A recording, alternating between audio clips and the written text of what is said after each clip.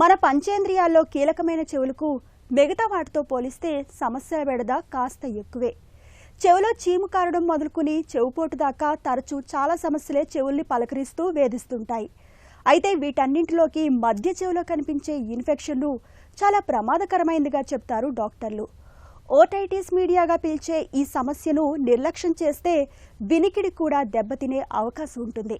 మధ్య చెవిలో infection, otitis media గురించిన పూర్తి వివరాలను ఇప్పుడు తెలుసుకుందాం.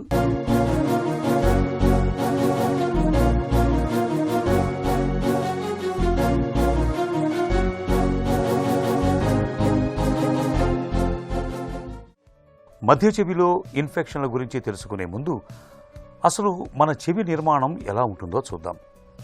మన చెవిలో ముఖ్యంగా బయట చెవి, మధ్య చెవి, లోపలి చెవి అని 3 భాగాలు ఉంటాయి. బయట చెవి అంటే చూడటానికి మనకు బయట కనిపించే భాగంతో పాటు చెవి రంధ్రం. ఇక మధ్య చెవిలో వినికిడి ప్రక్రియకు కీలకమైన కర్ణభేరి, ఎముకల గొలుసు, యూస్టేషియన్ ట్యూబ్ అనే భాగాలు ఉంటాయి. చివరగా లోపలి చెవిలో కాక్లియా అనే వినికిడికి సంబంధించిన భాగంతో పాటు మనం నిటారుగా నిలబడటానికి వీలు కల్పించే నియంత్రణ భాగమైన వెస్టిబ్యులార్ వ్యవస్థ ఉంటాయి. ఇక్కడి నుంచి వినికిడితో పాటు మనం నిటారుగా ఉండటానికి వీలు కల్పించే నరాలు మెదడులోని సంబంధిత భాగాలకు అనుసంధానమై ఉంటాయి. స్థూలంగా ఇది మన చెవి నిర్మాణం. చెవి విషయంలో మిగతా వాటితో పోలిస్తే మధ్య చెవికి ఓటైటిస్ మీడియా వంటి ఇన్ఫెక్షన్ల బెడద ఎక్కువగా ఉంటుంది. ఆర్టైటిస్ మీడియా అంటే మధ్య చెవిలో ఒక రకమైన ద్రవం కలెక్ట్ అవ్వడాన్ని ఆర్టైటిస్ మీడియా అంటాము. ఆర్టైటిస్ మీడియా విత్ ఎఫ్యూజన్ అనబడేది. ఇప్పుడు దానికి రకరకాల పేర్లు ఉన్నాయండి. అంటే సేరస్ ఆర్టైటిస్ మీడియా అని, సెక్రెటరీ ఆర్టైటిస్ మీడియా అని, కెట్రాల్ ఆర్టైటిస్ మీడియా అని ఇలా. కానీ most widely accepted and used terminology is otitis media with effusion అంటాము. ఇది ఎవరికన్నా రావచ్చు, అంటే మేల్స్కి కానీ ఫీమేల్స్కి కానీ అండ్ పెద్దాళ్ళకి కానీ చిన్నపిల్లలకు కానీ. యూజువల్గా very commonly seen in children, చిన్నపిల్లల్లో ఎక్కువ కనబడుతుంది. యూస్టేషన్ ట్యూబ్ డిస్ఫంక్షన్ అంటే చెవికి ముక్కుకి ఉండే కనెక్షను సరిగ్గా పనిచేయకపోవడం వల్ల ఒక మేజర్ ప్రాబ్లం అన్నమాట.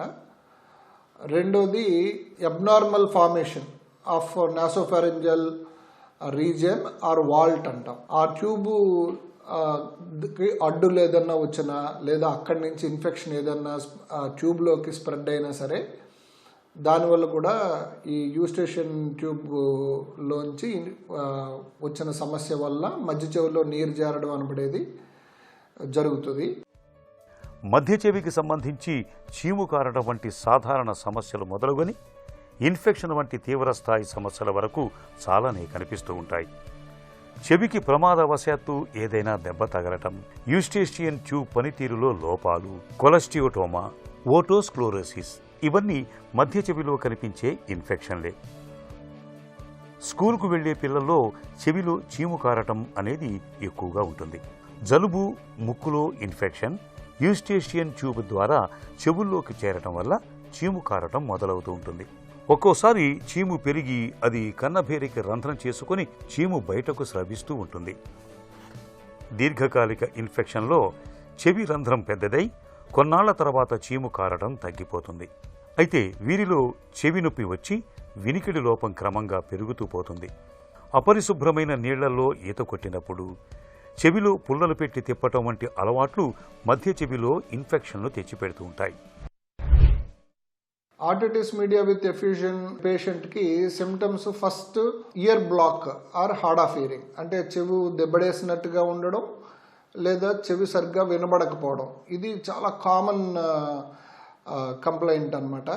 అండ్ యూజువల్గా ఈ పిల్లల్లో కొంతమందిలో ఇది ఫ్లూయిడ్ లోపల ఉంటుంది, కానీ ఇయర్ ఏక్ చాలా అన్కామన్ అనమాట. ఈ ఎఫ్యూజన్ ఉన్నప్పుడు చెవి నొప్పి రావడం అనబడేది అన్లెస్ సూపర్ యాడెడ్ ఇన్ఫెక్షన్ ఉంటే తప్ప చెవి నొప్పి రావడం అనబడేది ఉండదు. దానివల్ల వాళ్ళకి నెమ్మదిగా చెవి వినికిడి బాగా తగ్గి దానివల్ల లెర్నింగ్ అండ్ లింగ్విస్టిక్ క్యాపబిలిటీస్ తగ్గిపోతాయి. అంటే నేర్చుకునే తత్వం, మాట్లాడగలిగే స్పష్టత అవి నెమ్మదిగా తగ్గుతాయి అన్నమాట. సో మనం పేషెంట్ చెవిలోకి ఆటోస్కోప్తో చూసినప్పుడు కర్ణబేరు కొంతమందిలో గుంజుకుపోయి ఉండడం, లేదా చెవు వెనక భాగంలో క్లియర్గా ఫ్లూయిడ్ లెవెల్స్ ఉండి కొంతమందిలో విత్ ఎయిర్ బబుల్స్ చాలా క్లియర్గానే కనబడుతుంది. అండ్ దీనికి అంటే ఇప్పుడు వీడియో ఆటోస్కోపీ అంటే కెమెరా అటాచ్డ్ ఎండోస్కోప్ ఉంటుంది, అది చెవిలో పెట్టి చూస్తే చాలా క్లియర్గానే తెలుస్తుంది. అండ్ ఇన్వెస్టిగేషన్స్ ఇంపిడెన్స్ ఆడియోమెట్రీ అని ఉంటుందండి, అదర్వైజ్ కాల్డ్ ఎస్ టెంపనోమెట్రీ అంటాము. వీ కెన్ డయాగ్నోజ్ చెవి వెనక భాగంలో ఫ్లూయిడ్ ఉంది అని మనం కంక్లూజన్కి రాగలుగుతాము. దానికన్నా ముందు 4 సంవత్సరాలు 5 సంవత్సరాల పిల్లల్లో అయితే సింపుల్ ట్యూనింగ్ ఫోర్క్ టెస్ట్ చేస్తే కూడా మనకు తెలిసిపోతుంది. మధ్య చెవిలో చీము కారే సమస్యను నిర్లక్ష్యం చేస్తే అది క్రమంగా కొలెస్టియోటోమా అనే సమస్యకు దారితీస్తుంది. ఇలాంటప్పుడు చీము ఎక్కువగా కారటంతో పాటు దుర్వాసనను వెలువరించటమే కాకుండా కర్ణభేరి మధ్య చెవిలోని ఎముకలు కూడా దెబ్బతినిపోతాయి. మధ్య చెవిలో ఇన్ఫెక్షన్లు దీర్ఘకాలికంగా ఉండటానికి, చీము కారటానికి యూస్టేషియన్ ట్యూబ్ పనితీరులో లోపాలు కూడా కొంతవరకు కారణమవుతూ ఉంటాయి. కొన్నిసార్లు మధ్య చెవిలోని ఎముకల గొలుసులో చివరిదైన స్టేపిస్ అనే ఎముక చుట్టూ స్పాంజీ వంటి ఎముక భాగం పెరగటం వల్ల శబ్దమంతా మధ్య చెవిలోంచి లోపలి చెవిలోకి వెళ్ళదు. దాంతో వినికిడి సమస్య వస్తుంది. ఇలాంటి కండిషన్ను ఓటోస్క్లోరోసిస్గా పిలుస్తారు. తరచూ చెవిలో నొప్పిగా ఉంటున్నప్పుడు, చీము కారుతున్నప్పుడు, చెవి దిబ్బడ వేసుకున్నప్పుడు, చెవుల్లోంచి శబ్దాలు వస్తున్నప్పుడు, వినికిడి తగ్గుతున్నప్పుడు ఆలస్యం చేయకుండా వెంటనే ఈఎన్టీ డాక్టర్ని సంప్రదించాలి. ఆటిటిస్ మీడియా విత్ ఎఫ్యూజన్కి ట్రీట్మెంటు యూజువల్లీ అంటే first in the beginning mucolytic agents అంటే జిగురు లాంటి పదార్థం బ్రేక్ అవ్వడానికి వాడే కొన్ని రకాల మందులు ని మ్యూకోలైటిక్ ఏజెంట్స్ అంటారు. యాంబ్రాక్సాల్ అని, ఎన్ఎస్టెల్సిస్టిన్ అని ఇలాంటి. బట్ లేటర్ స్టడీస్ రివీల్డ్ దానివల్ల పెద్ద ఎలాంటి చేంజెస్ జరగలేదు అని. అండ్ యూజువల్గా టాపికల్ స్టెరాయిడ్స్ అంటే ముక్కు ద్వారా ఇచ్చే స్టెరాయిడ్స్ లేదా వారల్ క్యావిటీ అన్లెస్ స్టెరాయిడ్స్కి ఏదైనా స్పెసిఫిక్ కాంట్రాఇండికేషన్ ఉంటే తప్ప వారల్ ఆర్ సిస్టమిక్ స్టెరాయిడ్స్ నోటి ద్వారా ఇచ్చే స్టెరాయిడ్స్ని వాడితే చాలా మందిలో గుణం కనపడుతుంది. అండ్ కొంతమందిలో మాత్రం సూపర్ యాడెడ్ ఇన్ఫెక్షన్ కూడా ఉంటుంది. ఆ ఇన్ఫెక్షన్ కంట్రోల్ చేయడానికి మాత్రమే యాంటీబయాటిక్స్ ఉంటాయి. 3 weeks ఆఫ్ మెడికేషన్ ట్రై చేసిన తర్వాత కూడా if the fluid is not getting resolve then surgical treatment. మధ్య చెవిలో సమస్యలను గుర్తించడానికి ఈఎన్టీ వైద్యులు, ఆడియాలజిస్టులు ఓటోస్కోప్ అనే పరికరాన్ని ఉపయోగిస్తారు. దీని ద్వారా చెవి రంధ్రం ఎలా ఉంది, కర్ణభేరికి ఏదైనా రంధ్రం పడిందా, చెవి లోపల ఇన్ఫెక్షన్ ఉందా అన్న విషయాలను తెలుసుకుంటారు. దీంతోపాటు వినికిడి పరీక్షల ద్వారా కూడా చెవి మధ్య భాగంలో ఏవైనా లోపాలున్నాయేమో తెలుసుకోవచ్చు. ఒక్కోసారి సమస్య తీవ్రతను బట్టి కొన్ని రక్త పరీక్షలు, సిటీ స్కాన్ వంటి ఇతర పరీక్షలు కూడా చేయించాల్సి ఉంటుంది. మధ్య చెవిలో ఇన్ఫెక్షన్లను సాధారణంగా యాంటీబయాటిక్స్ లేదా యాంటీ ఇన్ఫ్లమేటరీ మందుల ద్వారా తగ్గించవచ్చు. చెవిలో ఇన్ఫెక్షన్ మరీ తీవ్రంగా ఉన్నప్పుడు, కర్ణభేరికి రంధ్రం పడినప్పుడు టింపనోప్లాస్టీ, మాస్టాయిడెక్టమీ, స్టేపిడెక్టమీ వంటి శస్త్రచికిత్సల్ని చేస్తూ ఉంటారు.